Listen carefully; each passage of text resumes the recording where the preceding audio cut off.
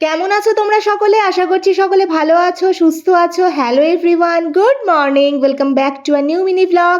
এই মুহূর্তে তো হালকা হালকা রোদের দেখা মিলেছে, আর আজকে কোন্তেওর হিউজ কাজের চাপ। আমিও সেই কারণে আর এতটুকু সময় নষ্ট না করে ওকে ব্রেকফাস্টটা দিয়ে দিলাম।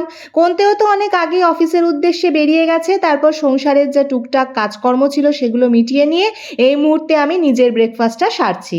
এরপর কিচেনে উঁকি দিয়ে দেখলাম দিদি রুটি করছেন। আর ছোটবেলা থেকেই কেন জানি না এই রুটি ফোলা দেখতে আমার দারুণ লাগে, যদিও ব্যাপারটা একটু বোকা বোকা বাচ্চা বাচ্চা টাইপ, কিন্তু কি করব বলো। আর এদিকে দেখছি দুটো তরকারি অলরেডি রান্না করা হয়ে গেছে, তারপর দেখলাম যে ডালে ফোড়ন দেওয়াও হয়ে গেছে, আর দেখো কি সুন্দর হার্ট শেপের পাঁপড়, এটাও ভাজা হয়ে গেছে।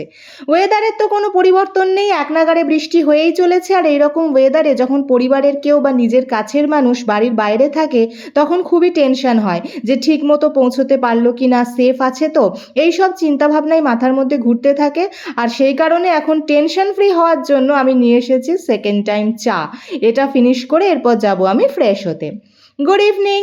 মিস্টার বাগচি একটু আগেই অফিস থেকে ফিরলো, তারপর ফ্রেশ হয়ে হালকা কিছু খাওয়া দাওয়া করে আবারও বেরোচ্ছে।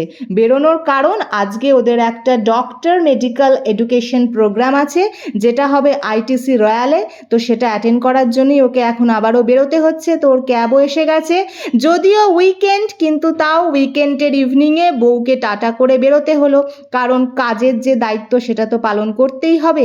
আর আমিও এদিকে গ্রিন টিটা রেডি করে নিয়ে চলে এলাম, আর ও কখন ফিরবে তার জন্য তো ওয়েট করছি।